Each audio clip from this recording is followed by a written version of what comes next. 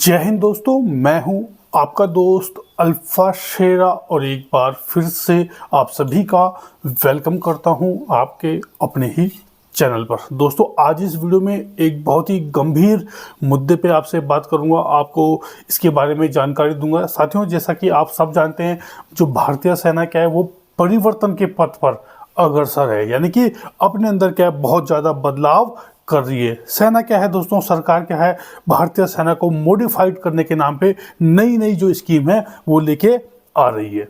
पहले दोस्तों आपको पता है अग्निपथ जो स्कीम है उसको लाया गया, क्योंकि कह रहे कि सेना को क्या है मॉडिफाई करना है, तो इसलिए क्या है इसकी जो नफरी है, इसकी जो स्ट्रेंथ है उसको कम करना पड़ेगा। अभी दोस्तों हाल में ही आर्मी चीफ ने एक बयान दिया है जिसमें उन्होंने कहा है 2027 तक दोस्तों सेना से तकरीबन 1 लाख जो सैनिक हैं वो कम कर दिए जाएंगे। अब दोस्तों सवाल ये है कि क्या सेना की जो स्ट्रेंथ है उसको रख के सेना को मॉडिफाइड नहीं किया जा सकता? क्या चाइना की आर्मी मॉडिफाइड नहीं है? क्या उनके पास नई टेक्नोलॉजी नहीं है? नफरी उनकी हमसे ज़्यादा है। चाइना की जो आर्मी है उनकी नफरी हमसे ज़्यादा है। हम सेना को मॉडिफाई करने के नाम पे इसकी नफरी को क्यों कम कर रहे हैं? इसकी जो संख्या है इसको कम करने पे क्यों तुले हुए हैं? हमारी जो सेना है, हमारी जो सरकार है, जो सेना को मॉडिफाई करने के नाम पे इसकी जो नफरी है इसके पीछे क्यों पड़ी हुई है? साथियों, आपको पता है अभी हाल में ही आर्मी चीफ ने एक बयान दिया है जिसके अंदर इन्होंने कहा है कि हम सेना से जो ट्रेड्समैन है, जो सेना के लॉजिस्टिक विभाग है, जो वर्कशॉप हैं और भी जो डिपार्टमेंट है जैसे ट्रेनिंग एकेडमी है, वहाँ पे जो नफरी है दोस्तों वहाँ पे क्या है कम किया जाएगा सेना को। किसी ना किसी बहुत सारे इन्होंने प्लान बताए हैं उसके ऊपर कि जो सेना को कैसे कम करना है। मतलब कुल जो फोकस है सरकार का, सेना का जो फोकस है वो सिर्फ स्ट्रेंथ को लेके है। मतलब स्ट्रेंथ को कम किया जाए, कटौती की जाए, तभी सेना मॉडिफाई हो सकती है। साथियों, आपको पता है 5 साल से अभी टीए की भर्ती नहीं आई है।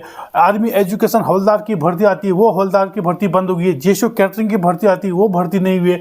एमईएस की भर्ती आ रही थी, वो भर्ती भी नहीं हो रही है। सारी चीज़ें अगर सिविल ठेके पर चली जाएंगी तो यहाँ कौन राइफल उठाएगा, कौन लड़ेगा देश के लिए? तो दोस्तों आपका क्या विचार है इसके ऊपर? क्या सरकार सही कर रही है? क्या जो इंडियन आर्मी है बदलाव के लिए जो कदम उठा रही है सही है या गलत है? आपने अपनी राय कमेंट बॉक्स में ज़रूर कमेंट करनी है। मेरे हिसाब से, मेरे उससे दोस्तों ये बिल्कुल गलत है। सेना को इस नफरी के साथ भी मॉडिफाई किया जा सकता है, उसको इम्प्रूव किया जा सकता है, उसको टेक्नोलॉजी के साथ जोड़ा जा सकता है। स्ट्रेंथ कम करने का मतलब क्या है? क्या है स्ट्रेंथ कम करने का मतलब? बेरोजगारी बढ़ाना, सेना की जो दम है उसको कम करना। अगर आप सेना की जो स्ट्रेंथ है उसको कम कर रहे हैं तो इसका मकसद है दोस्तों आप सेना को कमज़ोर कर रहे हैं। आप और आर्मी है उनकी जो संख्या है वो हमसे ज़्यादा है, क्या वो मॉडिफाइड नहीं है? क्या वो इम्प्रूव नहीं है उनके अंदर? क्या वो हमसे विकसित नहीं है? उनको टेक्नोलॉजी दीजिए, हथियार वैसे दीजिए, नफरी कम करके क्या होगा? तो आप दोस्तों अपनी अपनी जो राय है इस विषय में, एक बहुत ही गंभीर विषय है दोस्तों। बेरोजगारी से बढ़ेगी, जो युवा हैं उनके मन में पहले ही निराशा आ रही है। पहले क्या है, मेरी काफ़ी बच्चों से बात होती रहती थी कि सबके मन में जोश रहता था कि फौज में जाना है, लेकिन अभी ऐसी न्यूज़ जब वो सुन रहे हैं तो उनके मन में कहीं ना कहीं एक डिमोटिव उनके अंदर पैदा हो रहा है। पहले ही अग्निपथ जो स्कीम है उसको लेके जो युवा हैं बहुत ज़्यादा डिमोटिव हैं। ठीक है, अभी फिर से दोस्तों ऐसी जो खबरें आ रही हैं कि आने वाले समय में दोस्तों जो सेना है वो तकरीबन 1 लाख तक जो है उसकी जो स्ट्रेंथ है उसको कम कर दिया जाएगा। तो जो बच्चे हैं जो तैयारी कर रहे हैं वो फिर से क्या डिमोटिव महसूस करते हैं। तो आपका क्या ख्याल है, आपके क्या विचार है, कमेंट बॉक्स में ज़रूर कमेंट करें। तो दोस्तों ये थी आज की वीडियो, और बने रहें चैनल के साथ। भारतीय सेनाओं और सीएपीएफ से संबंधित सभी प्रकार की जानकारी के लिए चैनल को शेयर, लाइक और सब्सक्राइब करना भूलें। जय हिंद, जय भारत, वंदे मातरम।